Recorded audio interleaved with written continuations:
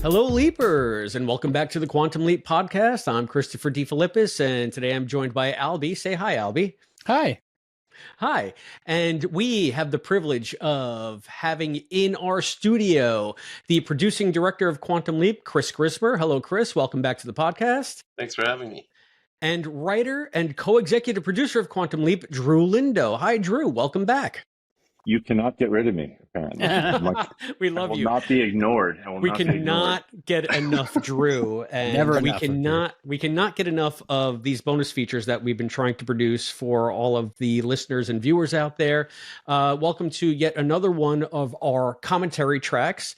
This is designed so that you can rewatch the episode on Peacock or on your DVD or wherever you have the episode stored, and just hit play when we hit play, and you'll hear Chris and Drew talk about how they shot the episode and everything that went into it. We've been doing a few of these now, and they are a blast. So, guys, I hope you have your anecdotes ready, because we're getting ready to roll. Albie, how should people sync this at home? With the beginning of the episode, we're using the Peacock episode. So we're watching on Peacock, and you can watch along with us on Peacock. And if it's on the Blu-ray, you're already watching it. And I'm going to do a little bit of a countdown, and we're going to start the episode in 5, 4, 3, 2. It has begun. And there we go. We have the NBC logo coming up on screen. And all right, guys, here it is, the leap in. So the leap in. And one of my pet peeves with the writers' room on this show is they keep writing leap-ins inside cars or phone booths or places where it's impossible to put a camera. So we, like in Egypt, we had to build the carriage. In this one, we had to build the inside of the car with visual effects. So, but it turned out well. So that stuff with Raymond in the car was shot somewhere else besides the racetrack here. Yeah, this stuff was shot all on a soundstage, and we couldn't get period racetrack plates. We had to shoot this one with rear screen projection, as I talked about, being at the end of our money. So we weren't doing the high tech LED walls or the volume stage that we had at one time explored, but it worked out well. It worked out really well. We shot it. And we just, our camera operators are so good, and we kind of use Days of Thunder as our inspiration for some of the angles. There was always like that little Dutch on the camera. So, and this actor we really lucked into as well. Oh yeah, Judson is fantastic. Chris picked him out right away. He was like, "You got to see this guy's tape. He's amazing," and he had the quality we needed, which was we needed somebody who could be stern but also really affectionate, and you bought that he really loved his son, so that if something bad happens to him, you would be very upset. Also, Casey is wearing a Carly Farmer t-shirt. This was an idea of Shay Gilbert, one of our costumers on set. She's like, I just thought it'd be great to put her in a Carly Farmer t-shirt. Yeah. And it is. Absolutely. Yeah, it seems to me there's some synthesis going on with things we've seen before. Like one thing I noticed is Ben is really good at driving stick now. Yeah. And we go back to the premiere of the entire series where he can't even get that getaway car moving. So there's like a cumulative effect going on that we can see if you're looking for it. Is that like a conscious thing that you're doing, Drew, as a writer? Little bits, yeah. He also just gets more confident in the story, at least as it was scripted. We cut some stuff out of him getting better at getting in and out of the car and driving, but he is definitely much more advanced now. And in my mind, too, it's he's also starting to, like, I don't know if the writers do this, but we talked about it in the boxing episode at one point, I think, Drew, where his muscle memory is such that if he allows the leaper's muscle memory to sort of take over at certain points. So I think he's getting more, he's trusting that a little bit more as he goes through the that symbiotic relationship, Yeah, but Judson was a real find, and like Drew said, we realized we had like basically 2 scenes with this guy, and then we have to care about whether he lives or dies, because there's not a lot of real estate in this episode to get to know a character like that, and he really hit it out of the ballpark. He really did. Was this natural lighting right here, or just simulating the sun coming in the very garage? Natural. We don't even use lights. No, this is a lot of light. It's nice. We use a lot of lights to make it look very natural. Yeah. So themes of sacrifice already peppering into the story, obviously through the father, and then we're setting the stage for a nice little interruption because unlike most episodes, this leap is going to get hijacked by our big overarching story for the season. But you're right. This guy's a find because he's got this sort of affable, avuncular quality. Like you just want him to be your dad. Yeah. And you care about whether he lives or dies, which is, some of the actors, it was like maybe if you got to know them that we looked at. If we had 4 or 5 scenes, we could build that. But this Judson really hits it out of the park at the beginning. And then James Frain. Wow. James Frain. And here's one of Chris's brilliant ideas about to happen here. This little reveal. Oh, whoa. Is that like I said before, that was your idea. Originally in script, you were going to walk through a parked car, and you were like, let's make it drive right through him. Oh, okay, cool. Yeah. That was good. That was a great idea I had. That was a great idea, Chris. Give yourself some credit on that. That's a great idea. James and great casting. He was so good. He had so much to do on this day. So many. Oh, yeah. So many words to explain everything and make it engaging and piece together all the flashbacks, and it was not easy for him. All the emotion and everything else was very difficult for this, and but he got through it. And he used, he used the frustration of how much dialogue there was. He put it into the scene, and you can it really worked well. When we rehearsed it, we was like, this is a monster scene, but when you watch it, and when James really got into it, we were absolutely riveted, and I am every time I watch the episode.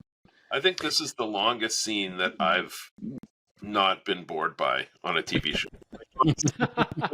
Every time I see a scene this long, I'm always like, if you can't say it in 2.5 pages, you need to go back to the drawing board. But this one just, I don't know. I thought it was really, really well laid out by Drew and then well acted by James and Ray.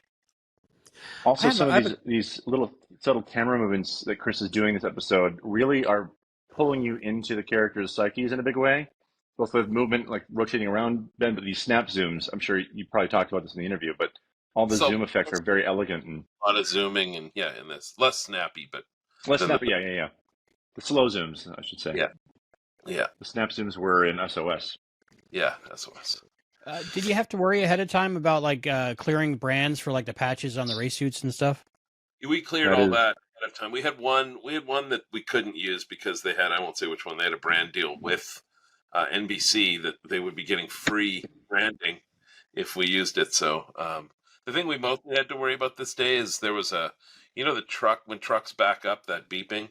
I think they were having a contest to see who did it the most, could do it the most. A block and a half from the set, there's a quarry a quarter mile from where we were shooting, and they were only backing up all day. So if it hadn't been that, it would have been a convention of leaf blowers, right? Yeah, there's always something. Pretty funny. This is chock full of flashbacks that were written in both footage we already had from episodes that had already aired, but also flashbacks you're about to see that Chris had to go and shoot, as you'll see, that overlapped with the shooting of 209. Yeah. And we had to shoot, some of these early, but a month before or 3 weeks before we were on set. And then we also had to shoot some of the VFX stuff that we wouldn't have time for because it was such a quick turnaround before it aired. So I had to shoot Addison on the, Addison's leap. I had to shoot that all very early. This I can't wait to flashback talk right to here you is guys fun about because Eliza played the scene and she was like, "It's such a fun scene. It was great." I was like, "Yeah, it's a fun scene, but he's gonna die." And she's like, "Wait, sorry, what?" And I was like, "You don't know? This is the last night you saw him." But of course, neither did Hannah, so it was fine. But Eliza was quite shocked that this was the drive to death. She thought she was just doing a fight scene because there was no script for 13 yet.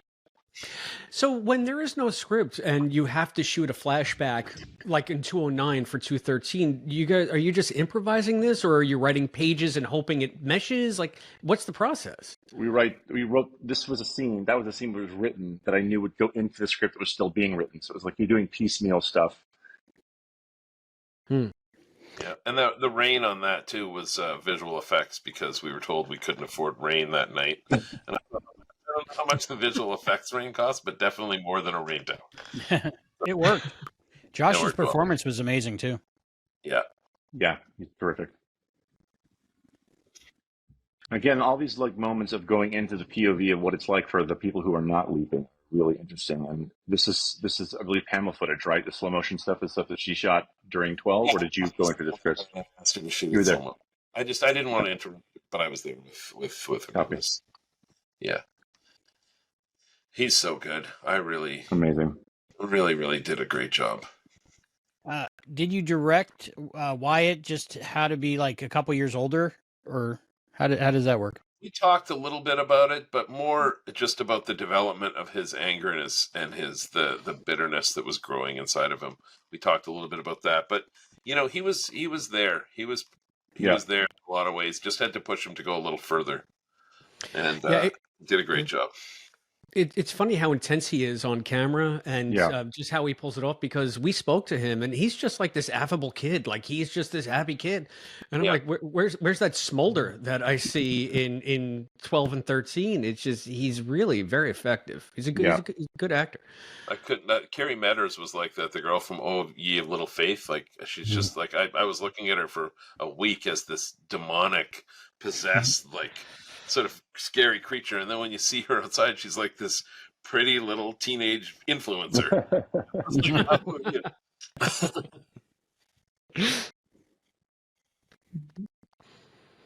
Yeah, you're right. This isn't. I didn't notice it because I'm so swept up in the dialogue. This is an uncommonly long scene for network television these days. Yeah. It works really well.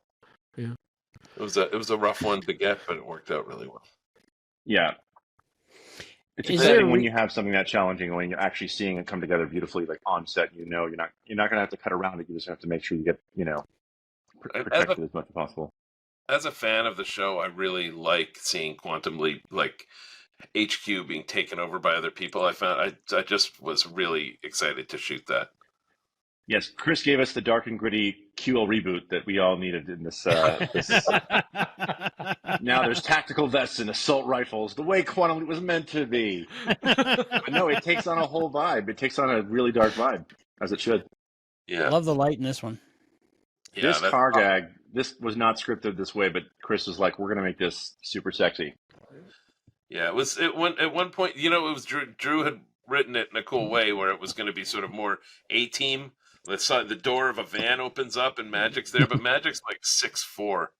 So I was trying to imagine, like, what kind of van is he in doing that? Is he seated? So we ended up coming up with this, and Ernie just brought it, and we watched it in the theater last night, and people just cheered at this part. It's a total cheer moment. Also, cheer moment, Janice's wardrobe, because let's face it, Hawaii has been good to Janice Calvici. She's got a little more Calvici style in her wardrobe now. Yeah. Did originally Janice say, "How did I get here from Hawaii if I didn't get on a damn plane?" No, originally she said, "Get in, losers. We're going to go save Quantum Leap." But I was told that Mean Girls reference was not going to fly. Okay, the imaging chamber. We established this in 103, and somebody up there likes Ben, and it was utilized in Chris's episode, "You Little Faith," 107. Mm-hmm. That's how the DN was appearing. That's the kinks that she's worked out since the last time, says Janice. And also, it's gotten a lot more high tech. She wasn't finished for one. Assembling it at Home Depot anymore. Yeah, she had some fabricated pieces were introduced. Is it completely a visual effect, or is there any practical to it? There's all the set dressing is practical, and then we also photographed a lot of the set dressing we had and introduced that into the visual effect and added some lights to it to sort of make the two worlds mesh together. So, of course, here we have callbacks to MIA and Mirror Image from the classic series, which we've been wanting to put in the field for a long time. But it's all servicing this theme that Addison didn't wait, just like Beth didn't wait. So it's helping Addison start to make this final journey towards reconciling everything with Ben before her last step of the season. So who decides that we're going to now sprinkle in a music cue from the original series, Sam's theme, and a little bit of the... Yeah. That colleagues, I think we've earned this with his... Yeah. He's right. It definitely hit hard. Yeah. I was instantly in that moment again of MIA and that feeling and that emotion. Yeah. Are there any hidden Easter eggs throughout any of these episodes, like on the screens behind them, or maybe the lights and the blinky light units or anything? There's the DARPA code has been going all season. It's been running in the background. We did do some stuff last season, but I can't. Drew, can you think of any from this season? Not because Todd Marks and Casey do our playback, and they put stuff in that we don't even catch. So you should have them at some point because they are very detail oriented and amazing. Obviously, we just had a hand link introduction, which is we also saw in 3, and now we're gonna have a fun. One of my favorite shots that Chris got in the episode is going to be a phone ringing. A phone ringing. I love this with the window. Yeah. Mm. It's very. Some of this stuff is very 70s Spielberg. This episode, in a way, I freaking love. And then mixed in with some Bruckheimer wides with big American flags. Mm-hmm. The best of all decades. Yeah. That lens flare, was that practical or put in post or? That was practical. Yeah. Wow. We had almost no time for visual effects on this. Zero. They pulled off by just staying up for 2 weeks straight.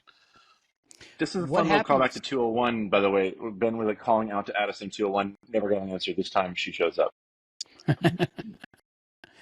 What happens if the visual effects aren't ready in time and you got to go to air? What do you do? Well, that's as far as we got. And then you go to air with And the internet tears you to pieces, and what can you do? Just don't look at that green screen. It's fine. I guess we're showing this. That's where you... Okay. But we've been pretty lucky so far. We didn't have to do that on this. I remember we got the last visual effects 3 days before it aired, I think, 3 or 4 days, and Martin was like, sold, love it. And they were like, now, their only note back was, now we sleep. I love the lighting and the color choices in this. Who was that? Anna and I didn't want it to feel like quantum, like HQ. We wanted it to be sort of the opposite, which is more warm tones. And we thought we can go more of this. When we started the series, we didn't want it to have that sci-fi look that is like the classic blue and green that's every sci-fi show. We wanted it to be more warm in HQ and more like less classic sci-fi, but you could pepper that in.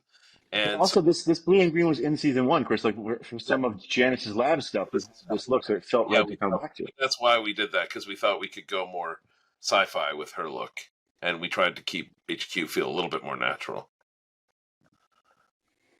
We got a little smack. Yeah.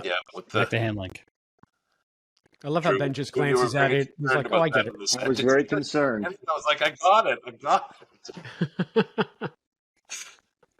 Yeah. The Lindo family made a visit to the set during some of the filming of the track, right? They did, yeah. And I got some lovely pictures that Chris took, because he's also a photographer. So we commemorated it. It was awesome, and my daughter was very excited to meet Ben, a.k.a. Raymond Lee. It was an awesome, amazing day. Yeah. Okay, now we got some awesome car stuff that I knew Chris was going to crush, and a little callback to the pilot here. Yeah. Yeah.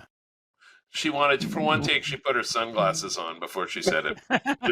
Very, very Blues Brothers. I was just thinking that. I want to see that. We have many other shots that we didn't end up using here. That one of the only tragic losses in being over was there was a shot on one of the cones that we took out one of my little cameras and destroyed. It was so cool.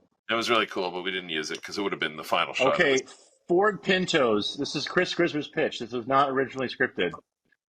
And it's brilliant. As you know, Pintos were death machines that exploded into fireballs if you hit them from behind in the 70s. Also, this is another moment where we were told we could only afford 4 cars, including our NASCAR, for that sequence. And when Martin saw it, he goes, "Can we just add like a bunch of traffic?" So they built all those period cars and visual effects very quickly. Wow. Yeah.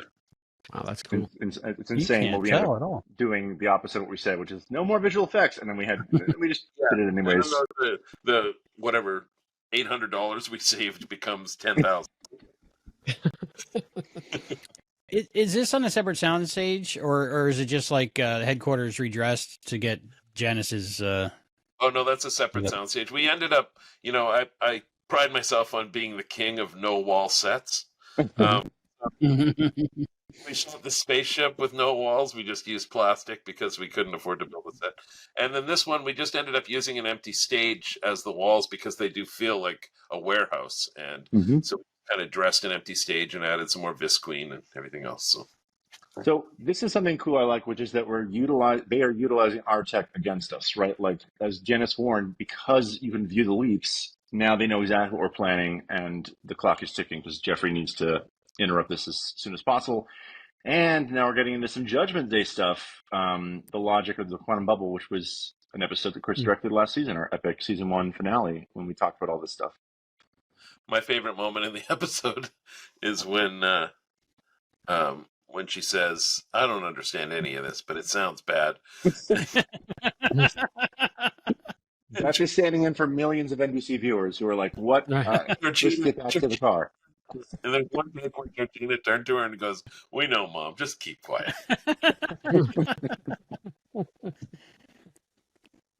But this another classic Ernie moment where you can put these words. You can't put these words in very many people's mouths and have it come off as authentic. But if you need a pep talk, this is the man you want giving you the pep talk. Absolutely. And it really draws out, he spoke about the moral arc of the universe in season 1, I believe in SOS, right? And there was a nice monologue there. And this also ties into what Tom was talking about in 204, like what if sacrifice is the engine of Quantum Leap? So we're kind of bringing all those themes home now, and Magic is the one who's embracing them.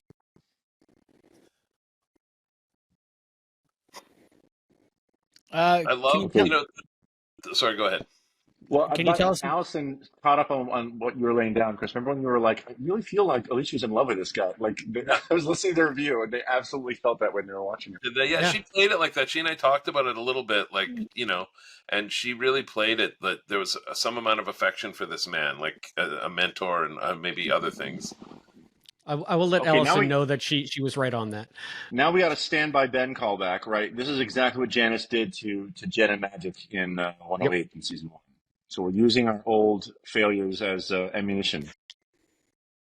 And again, there's a little ladder that comes down in HQ that I keep trying to use. It keeps getting cut out. And Jen comes down that ladder, and we didn't have time to see it. So maybe next season, if we can, we'll use the little ladder. That's Chris's Moby Dick, that ladder. It must be Captain Ahab. He will have his ladder shot. Did you know you're making such an exciting episode while you're making it? Oh, Bingo. This is obviously Bingo's car from A Leap for Lisa we're about to see, which was amazing. It's a Barbie car repainted that Eric did a great job on. Yeah. And we mounted a little camera in the back of it and drove it around the set. Worked out really well. I believe Tom's access badge was almost in the driver's seat at one point that Chris wanted it, which would have been hilarious. But it would have been good. I wanted it sort of facing backwards in the driver's seat. Then you would have blocked it if you tried it. My daughter Serenity wanted Gizmo to be in the car. Same vibes. Then Rissa did such a good job with this sequence too. Really, really blew me away. Yeah. Was there any talk of the mileage on the odometer for the close-ups?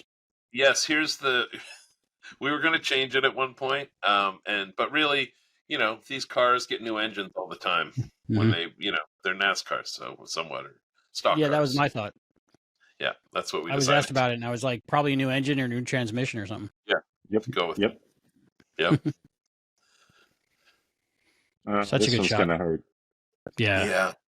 Rough time. Was it rough filming, or you knew the ending, so not really? It was a little rough shooting it. It was hard to get it just the way I wanted it, and there was a lot of other thoughts. Not the writers, but some other people on set, like, thought maybe she should have been blasted across the Verhoeven cut. Yeah. I was like the beginning of Disco Inferno. Ever shot across the set. I think what we all agreed on was you wanted to feel it more from the team's reaction than the blood and squibs. I think it played perfectly the way it ended up being cut. What would Jen have wanted them to tell Ben and Addison? I'll never tell you. Okay. Ben and Addison. I'm sure it was something along the lines of like, keep going. Like she knows does not want them to blame themselves and to finish the mission. Yeah. And that she loves them. This is all brutal. I felt like James, his performance in this too was, I felt like he was a kid who hadn't grown up. Like he was I felt a lot of Jeffrey in that moment. He's like not glad it's done, but he can't turn it back. He has to. He's already committed. He's doubling down. There's no. And I love that in his mind, everything that happens that's bad is Ben's fault. Yeah. And then a little later, he's trying to justify it like he's a little kid that people are mad at. Yeah. Yeah. Also, one thing I'm not sure if people are picking up on or not, but we have like our Marine Corps who we've established before in earlier episodes here, but we also have like these guys in black are private security. These are like contractors that work for rich folk like himself. So we also obviously didn't want Marines shooting people in cold blood. Yeah. I picked that up. Yeah. Because who else would do it other than a mercenary, right? Yeah. And, and then Rissa and I we shot some takes, eyes closed, some takes, eyes open. She was pushing for the eyes open one, which we used. So I got a text from her during the screening last night that said, "Eyes open, death for the win." So she was very excited. By the way, this body bag shot, that all Grismer, I was like, a tasteful sheet has been played. He's like, no, body bag. It made it so final. Dude, but okay, let's do it. Was there a visual effect in there to freeze her a little bit? No, she very good, very convincing. We did a lot of makeup on her to give her a death look, but apparently this is not her first death scene. It's not her first death rodeo, is what she told me. Oh, good. A horror movie or something. So this was not in front of screens. How was this done? Yeah, this is in front of a rear projection. We like to use all the same high tech stuff that Alfred Hitchcock did. So this was the pilot callback that I always wanted to get back to, which is that for all the suffering Addison's gone through all season, we needed to remind people that Ben promised something he could not do. And now we're getting ready for the crown jewel of every actor's career, a Tom Cruise run. Which, by the way, I've had some bad luck in my life when I've asked actors to run, and so I didn't know how this would turn out. But Ray has studied under Tom Cruise, and he can run better than 90% of the actors I've worked with, who you're like, whoa, I guess we'll stay on a close-up during this run. Ray's got a good run. Yeah, Ray's got a better run than Scott. Yeah. Very Tom Cruise-like in that one, yeah. It's almost too belabored to explain. There's a hilarious blooper of Raymond running down the street with his arms tucked in his sides in awkward fashion as an homage. Yeah, the last scene of Days of Thunder, they just have a foot race. Robert Duvall and Tom Cruise for some reason, and Robert Duvall looks like someone told him to run without using his arms. And then the freeze frame's the worst freeze frame in movie history. And if only we could have put that in the episode. Yeah. So Chris, talk about what you ended up not using here. You shot something here. Which part? The mirror shot. Oh, the mirror. Yeah, of him seeing himself. Yeah. Yeah, he sees himself and what he looks like standing over it. But I think it's better the way it is. Yeah. Yeah, I seeing think the boy instead of himself was a more powerful choice in the editing room for sure. Yeah. The rearview mirror shot, was that an actor, separate actor? It almost looked like it was related to the person who played the father. Yeah. We cast somebody who looked like he'd be a good Ricky Sr. or Jr. Yeah. This scene took a while, but it really, I felt like I got teary. This is one of the scenes I got teary when we were shooting. Mm-hmm. So I knew that we were there. These two have great chemistry. We're so lucky.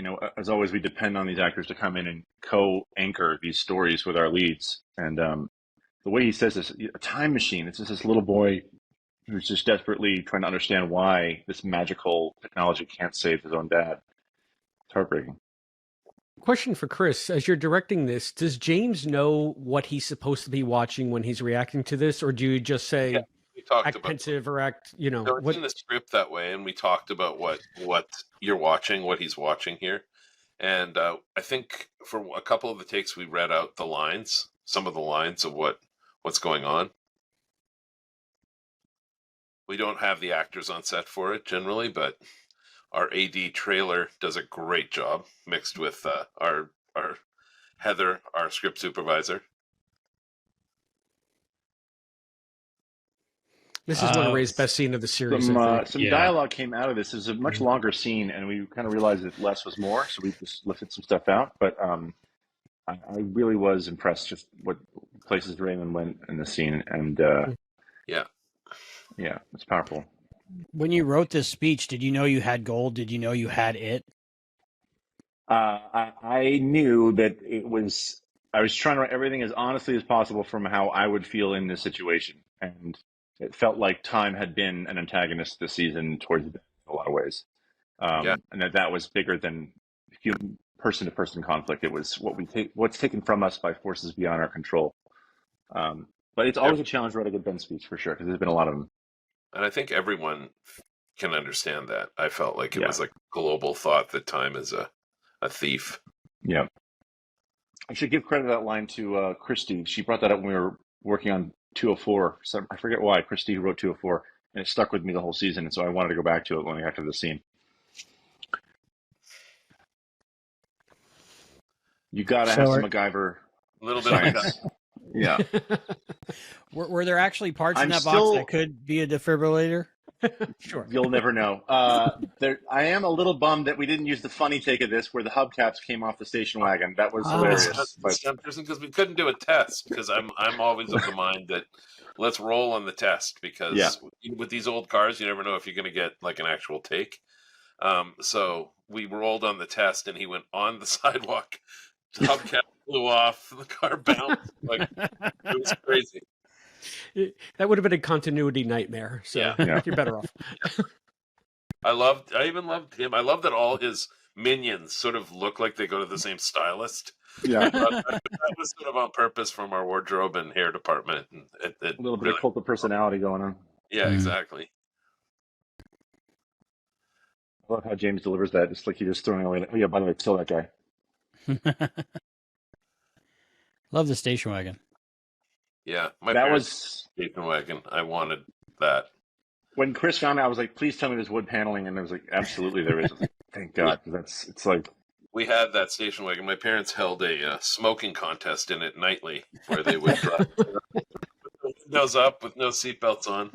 Yeah. When I was a kid, station wagon, and we didn't have like seatbelt laws, so we just roamed around the station wagon. Give a shout out to the editor whose idea was the little pulse for the heartbeat there, which I loved when he showed it to me when we were cutting. Ian, he did a great job on this. Yeah, Ian Mayberry is amazing and really maximized all the drama, the emotion, and the energy and momentum that the episode needed, and the footage delivered. This is again, it's this parallel action, just everything building everything, and this timeline is falling apart all at once. It's funny, the inspiration for this, the temporary track over this entire sequence was the soundtrack from Godzilla -1. It was awesome. It worked out so well, but the our composer did such a great job, but that was sort of the inspiration, the parameters. Whose choice was the evil Fermi suit? Mine. It was just literally like, if we're gonna do evil QL, we got to go black Fermi suit. He tried. Drew wanted a black cowboy hat too, but we said no. And a red bandana over his features, but the network said no, so we didn't. Jesse Case is so great in that moment. It's a prayer is answered. It's beautiful. That's when the hubcap should have flown off. Chris just nailed all these shots here. Just to really feel like it's just an amazing sequence, and the pace of it is so not what I expected, but it's so emotional. It's so great. It's more than adrenaline. This is one of those nights where Drew couldn't be on set, and so he was on the phone. The capacitor has to go on like this, and I was like, I thought it was like that. We were literally playing a game of telephone on the telephone with Alex Berger between us. Like, so we're like, is that what it would do? I think so. So the science checks out. I actually heard from my science researcher today over email, and she had no notes about capacitors, so I think we did okay. I think so. That's good. And then the part that worked for me that the actors pulled off really well was I was like, how are we going to have him save his dad and then immediately walk over and check to see did I change the future? And he does enough. He does enough there that you're like, oh, okay. Yeah. He's checked on his dad, and I had the sister come in right away. So it was my biggest worry was that we had to jump around and answer so many questions right there and get so much story done. Yeah, but it all flows so elegantly. It's just, this is a big thing for a director to organize, just the choreography of this whole thing. But these shots of the stage, I mean, I wasn't there. I was getting shots sent to me over the phone. I was like, this looks amazing. Like the stage, the seats and the lights, it's just gorgeous. I did it. We shot it over 3 nights because we didn't have the kid for very many hours. So we had to come back and forth and shoot with different actors, and we had doubles to shoot over, and so it was fairly complicated. Yeah. This shot, I really wanted to. I wanted James to be looking back, almost like he's looking back at the past and what happened. So he stops and looks back, and I thought, I had other plans for it, and then this is kind of what I wanted to do on the day. I was going to cover a lot more, and I really thought it worked out well. I love it, Chris, because like the white feels like it could signify so many things. Like, is it butterfly effect? Is it the actual accelerator entrance? Is it just like Ian, the editor, calls it the devil at Heaven's Gate? It's so evocative and really powerful. Drew, in your mind, go ahead. Go ahead. No, go ahead, please. I was going to say, this is a funny moment because what I imagined for this, I was remembering a clip from another TV show I'd seen at one point that I wanted to emulate a little bit of the look. So I found the clip of it on YouTube. I sent it to Chris. I was like, Chris, I'm picturing something like this. What do you think? And Chris texted back, I directed that episode of that show. So I was like, all right, we got it. We're good. We'll do better. Yeah. And then Anna, he had this great idea. We tested these lights. So a lot of this is in camera. We added some flaring and stuff in visual effects, but we just put lights right in the frame. And then they have this big blue pulsing light over top of them that Anna came up with. Even on set, we could feel the power of that moment with the hands and the light. It just felt really. Mason has the best hand acting I've ever seen. Like, did an amazing little open and then grab right at the right moment. It was fantastic. I'm really impressed by Caitlin on the scene. This is a lot of transitions to make, and keep our story moving, but process the reality and the relief and I just think she's absolutely amazing this episode. I sent her a note saying she blew me away in this whole episode. She really does a great job. And, on the day I was watching this and I had the urge to go because I felt like the other 3 weren't as emotional. And then, I felt like they should get more emotional if she's asking to leap and everything, but they haven't gone through what she's gone through. Right. And after watching it a couple of takes, I was like, no, I think this is just the way, and we don't want too much. We're going to be weeping and emotional for the rest of the episode, and we don't need everyone that way. I thought it ended up playing very, very well.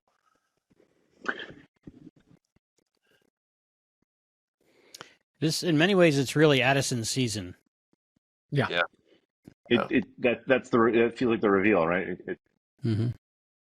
And it's very stealth. It sneaks up on you. You don't realize it. Yeah. You couldn't see that because we didn't use the wide shot, but that is the exact ambulance that the Ghostbusters used. Did Ernie bring that by or what? And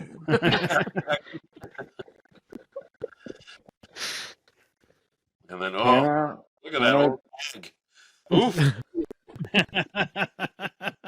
The skincare regimen in 1976 is just top notch. It's doing great things. I sent Martin a picture of these 70s glasses that really aged her up, and I got a very quick response: no glasses. So it's also like how to remember her too, right? Like it was the end of her moment in the season, and we didn't want it to feel too 84 years Titanic. Yeah, this is how you want to remember. And they accentuated her wrinkles. I mean, she looks a little older. I don't know. Any possibilities of seeing Hannah again in the future in season 4 or 5, something like that? Everything's possible. Everything's possible. I made a pitch about that. I won't say what it was. And Drew's like, where were you 3 months ago with that? You did have a great pitch. I will not repeat here. I was like, God damn it, Chris. Like, you could have given that to us pre-strike. You could have first week back from strike. You waited until we're shooting the finale.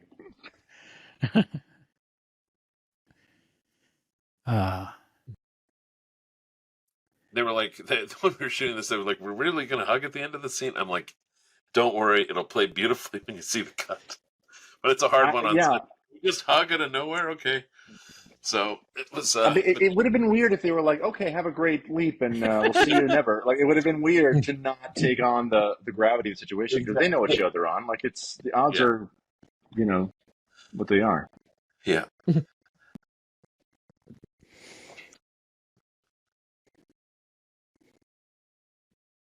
More hand holding, very good.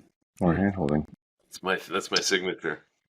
Permission to leap was Dean's idea. He said, I feel like everyone leaps without permission on this show. Can somebody please, for the God's sakes, ask if it's allowed from their superior in the military? That would be nice. That was a first. So he does. It was a first. Yeah. No one's ever done it. Yeah, it does work. Love these shots in this scene. Oh, yeah. Gorgeous. This is the smoke filters I was telling you about that we kind of I fell in love with back on another show. And did you talk dream lenses, Chris? Yeah, I talked dream lenses and how my plan, where I thought I was super smart, to transfer them over to Ben and Addison at the end, and then as soon as I saw it, I was like, "That is stupid. Let's not do that." Well, it didn't need it at the end of the day. It was what was so great. I wanted this sequence had a goodbye from her, which worked really well. But then when we were cutting, I was like, I think that line is so beautiful. Yeah. It's not a place, it's a person.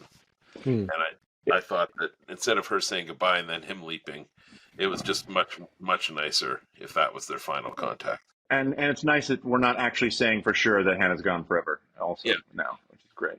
This is just one of the most favorite moments on a set I've ever had is this scene, and the way that Chris and Anna laid it out is just beautiful.